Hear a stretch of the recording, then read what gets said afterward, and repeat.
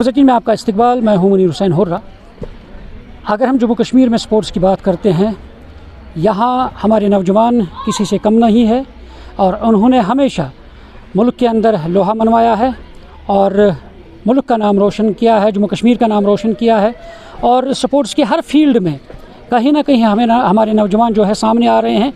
न सिर्फ बल्कि वो अब बच्चों को भी तरबियत देने में कोई कसर बाकी नहीं रखते हैं, उन्हें आगे बढ़ाने में पेश रहते हैं।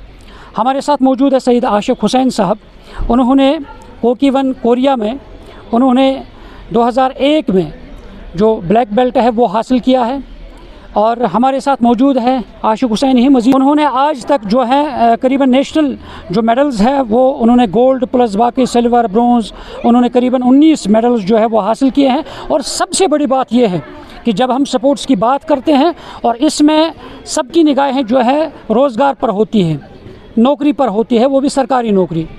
और उन्होंने SRO 349 के तहत इसी स्पोर्ट्स के मैदान में अपनी अचीवमेंट हासिल करने के बाद उन्होंने नौकरी हासिल की है। मज़ीद बातचीत करेंगे आशिक हुसैन साहब। इतनी अचीवमेंट हासिल की है और सबकी निगाहें नौकरी पर होती हैं, तो मज़ीद आपने वो नौकरी भी हासिल की है। और अपनी तफसीलात बताएं कि किस तरह आपने स्पोर्ट्स के मैदान में किस तरह आपने शुरुआत की है, फिर आप कोरिया गए हैं, वहाँ पे ब्लैक बेल्ट हासिल किया है, तो उस हवाले से बताइए। अस्सलामु अलैकुम। मैं सईद आशिक हुसैन, एक स्पोर्ट्समैन और अब बहुत करीबन 20 साल से मैं टीचर भी हूँ।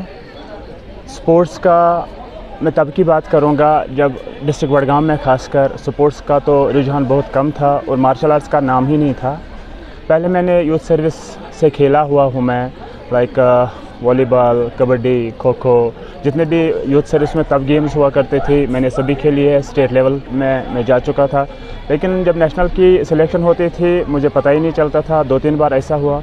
फिर मुझे मौका मिला मार्शल आर्ट्स सीखने का। जो ही मैं कॉलेज पहुंच गया, कॉलेज में मुझे पता चला कि इंडोर स्टेडियम में मार्शल आर्ट्स सिखाया जाता है।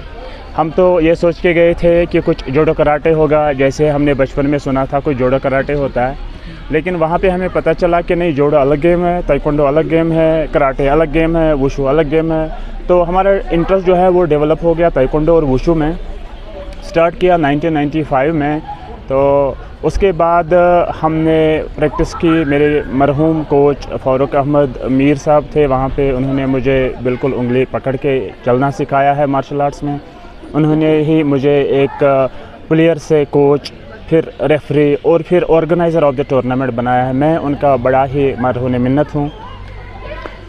हमारी ये जो कहानी आप सुन रहे हो ये 1995 में स्टार्ट हो गई। 1-2 साल की ट्रेनिंग के बाद 1997 में मैंने नेशनल में पहली बार गोल्ड मेडल लिया ताइक्वांडो में। उसके बाद ये सिलसिला जारी रहा। फिर 2001 में मुझे मौका मिला अपना ब्लैक बेल्ट अचीव करने का। तो कलर बेल्ट्स पास करने के बाद कोकीवन कोरिया से मैंने ब्लैक बेल्ट ताइक्वांडो में लिया। और माना जाता है कि जो हमारा बैच है वो पहला बैच है कश्मीर का जिन्होंने ब्लैक बेल्ट हासिल किया है कोकीवन कोरिया से। तो ये तो ब्लैक बेल्ट एक डिग्री मानी जाती है मार्शल आर्ट्स की, लेकिन स्पोर्ट्स अचीवमेंट और डिग्री ये 2 अलग अलग चीज़ें हैं। जहाँ तक स्पोर्ट्स अचीवमेंट की बात करें, जैसे इंट्रोडक्शन में आपने सुना कि अभी तक मैंने 22 नेशनल्स में पार्टिसिपेट किया है, 19 मेडल्स मैंने लिए हैं और 4 बार मैं वर्ल्ड चैम्पियनशिप के लिए सिलेक्ट तो हो चुका हूँ, लेकिन मेरी बदकिस्मती में जा नहीं पाया। कुछ फैमिली की वजह से, कुछ स्पॉन्सरशिप्स की वजह से सपोर्ट नहीं मिला। उस वक्त पता भी नहीं था लोगों को। लोग तो ये कहते थे कि ये खुद भी खुदा ना करे, ये खुद भी दरबदर है और ये शायद दूसरे लोगों को और बच्चों को भी दरबदर ही करेगा। ये वो एरा था जब लोग समझते नहीं थे कि स्पोर्ट्स में कैरियर है। ये वो एरा था जब लोग कहते थे अगर दरबदर होना है तो स्पोर्ट्स में जाओ। लेकिन हमने वहाँ से इसको बहुत ही मेहनत के साथ खींचा। पहले खुद का जॉब मुझे मिला, एज टीचर मैं काम कर रहा हूँ SRO 349 पे। उसके बाद मेरे 2 दर्जन से ज़्यादा बच्चों को अभी तक जॉब मिला है। ये मेरी बहुत बड़ी अचीवमेंट है। बडगांव के लड़कों को स्पोर्ट्स के थ्रू जॉब मिला।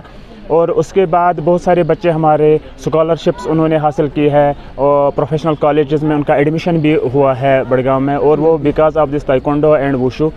तो हमारा सिलसिला जारी रहा। और अपनी नौकरी अगर हम उसकी बात करें तो उसमें कब आपको SRO के तहत नौकरी मिली है? क्योंकि अब आपने सही कहा कि पहले लोग उस नज़र से नहीं देखते थे इस फील्ड को। आज अगर हम देखेंगे तो रोज़गार के वसाइल जो हैं इसमें कहीं ना कहीं नज़र आ रही हैं।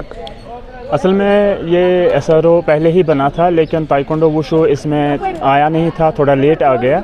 तो मुझे, हालांकि मैंने 1995 से खेलना स्टार्ट किया है, नेशनल में मुझे अचीवमेंट पहले ही थी, लेकिन जॉब SRO के लिए मुझे वेट करना पड़ा 2007 तक। 2007 में मेरी अपॉइंटमेंट हो गई है SRO 349 में, एजुकेशन डिपार्टमेंट में, और तब से मैं एजुकेशन डिपार्टमेंट में काम कर रहा हूँ। मेरा कोई SSRB सिलेक्शन नहीं है, सिंपली मैंने एक फ़ाइल डाल दी थी स्पोर्ट्स काउंसिल में, जब वहाँ एडवर्टीज़मेंट निकली थी कि आउटस्टैंडिंग स्पोर्ट्स पर्सनस को हम जॉब दे रहे हैं। तो मेरी सिलेक्शन वहाँ हो गई और मैं अभी गवर्नमेंट जॉब भी कर रहा हूँ। और गवर्नमेंट जॉब के साथ साथ मुझे लगा कि मेरा फ़र्ज़ है कि जहाँ मुझे नौकरी मिली, मेरे जो आने वाले जनरेशन है उनके लिए भी मैं कुछ करूँ। तो उसके लिए क्या क्या कुछ आपने स्टार्ट किया है ताकि वो बच्चे इस स्पोर्ट्स की तरफ राग़िब हो जाए? सबसे पहले हमने ये काम किया कि एक बड़गांव में एक क्लब हमने इस्टेब्लिश किया। तो पहले तो हमने उसको बचपन में नाम रखा था Bruce Lee's institute of martial arts, क्योंकि मार्शल आर्ट्स जब आता तो ब्रूस लीज का नाम तो आता ही आता है। लेकिन बाद में 2001-2002 के अराउंड हमारे मोहल्ले को हठारन इसीलिए कहते हैं, अगर उसको हम इंग्लिश में ट्रांसलेशन करेंगे तो हम कहते हैं सिटी ऑफ वॉरियर्स। तो पहलवानों का शहर है जहां मैं रहता हूं, तो मुझे लगा कि उनको कहीं ना कहीं डेडिकेट करने के लिए मैं बच्चों को भी पहलवान बनाना है, अपने क्लब को पहलवान स्पोर्ट्स क्लब ही नाम रख दूं, ताकि हमारे जो पास्ट जनरेशन में बड़े बड़े पहलवान हमारे मोहल्ले, हमारे गांव से निकले हैं, लोग उनको भी याद करें इस क्लब के थ्रू। मैं यहाँ पे दो पहलवानों का जिक्र ज़रूर करना चाहूँगा। एक अमहट के नाम से जाना जाता था, जो बख्शी साहब के दौर में बड़े पहलवान माने जाते थे, और हमने सुना यह है कि दारा सिंह को भी उसने हराया है। और उसके बाद उन्हीं के भतीजे खजर पहलवान थे जो रेसलिंग एसोसिएशन ऑफ बड़गाम चलाते थे। तो उनको डेडिकेट करने के लिए हमने अपने नाम क्लब को तब नाम रखा था पहलवान स्पोर्ट्स क्लब। और आज 25 साल के बाद भी हमारे क्लब का नाम पहलवान स्पोर्ट्स क्लब ही है। और शुक्र है खुदा का कि हमारे क्लब से पहलवान ही निकले हैं। बहुत सारे ब्लैक बेल्ट्स हैं, नेशनल मेडलिस्ट्स की बात ही नहीं है। यहाँ पे 2 दर्जन से ज़्यादा बच्चों को नौकरी भी आज तक मिली है। तो आप मुझे बताएं, अब जो ये फील्ड है मुख्तसरन, इसमें अब जो बच्चे हैं मुख्तलिफ गेम्स, क्योंकि पहले हमने कश्मीर में देखा सिर्फ क्रिकेट, फुटबॉल, वॉलीबॉल, ये हमारी नोक ज़ुबान पे होता था।